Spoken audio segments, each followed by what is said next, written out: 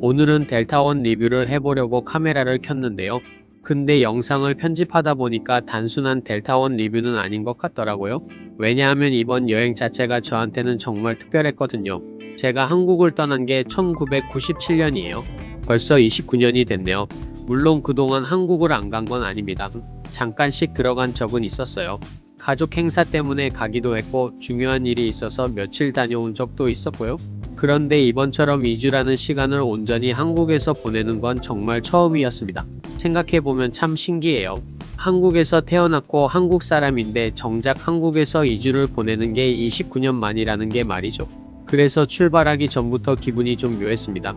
설레기도 하고 반갑기도 하고 한편으로는 조금 긴장도 되고요. 29년 동안 한국은 얼마나 변했을까? 내가 기억하는 그 모습들은 남아있을까? 예전에 살던 동네를 가보면 어떤 기분일까?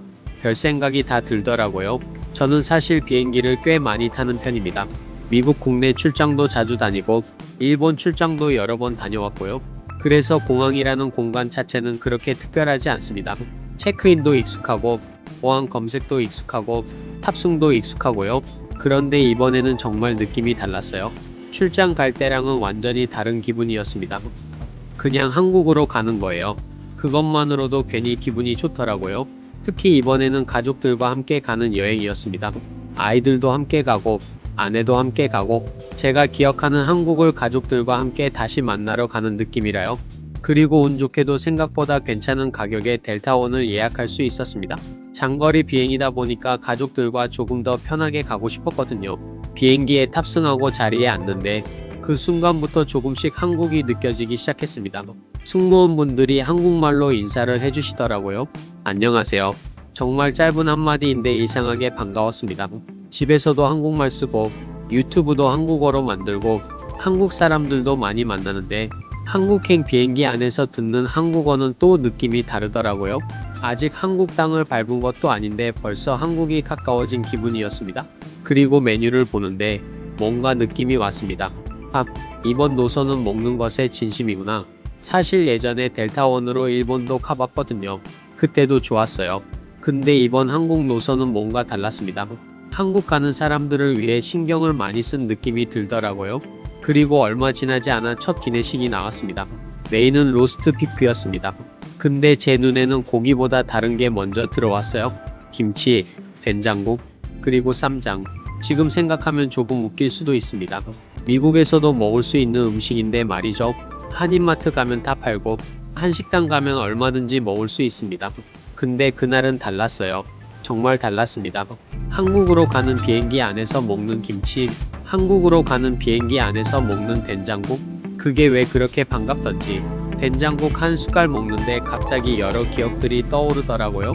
학교 끝나고 집에 돌아오던 기억, 저녁 준비하던 어머니, 가족들이 둘러앉아 밥 먹던 모습, 진짜 신기하게도 음식은 기억을 데리고 오는 것 같습니다.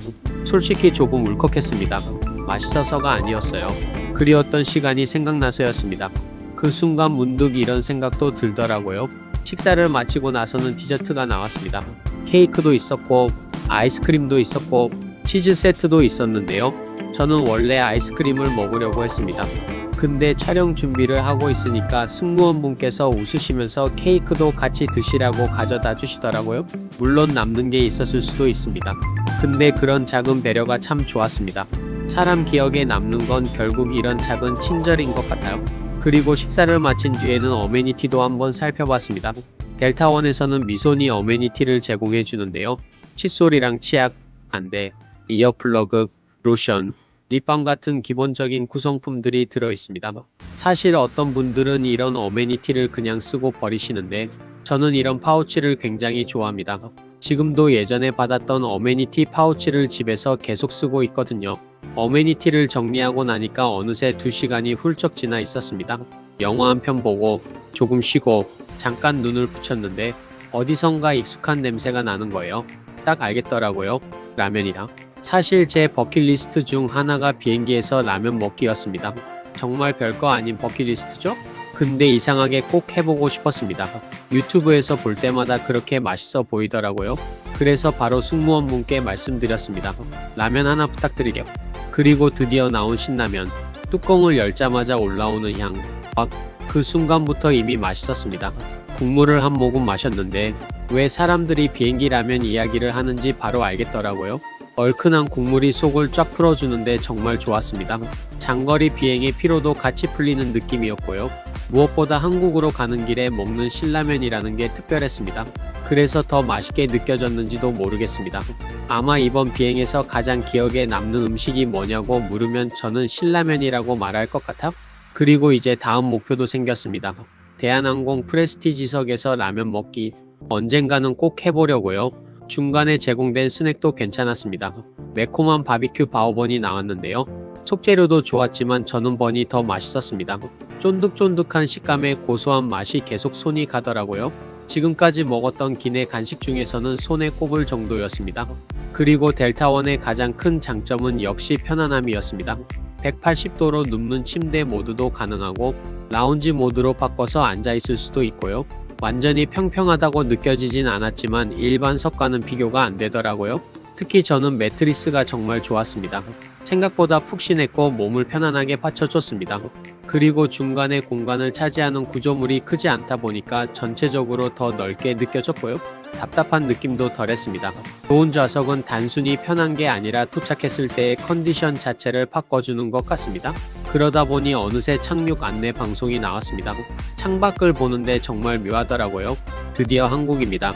29년 동안 늘 마음 한편에 있었던 나라, 뉴스로 보고 유튜브로 보고 가끔 잠깐씩만 다녀왔던 나라, 그 한국에 이제는 2주 동안 머물게 됩니다. 창밖을 보면서 괜히 가슴이 뛰었습니다. 그리고 한편으로는 감사했습니다.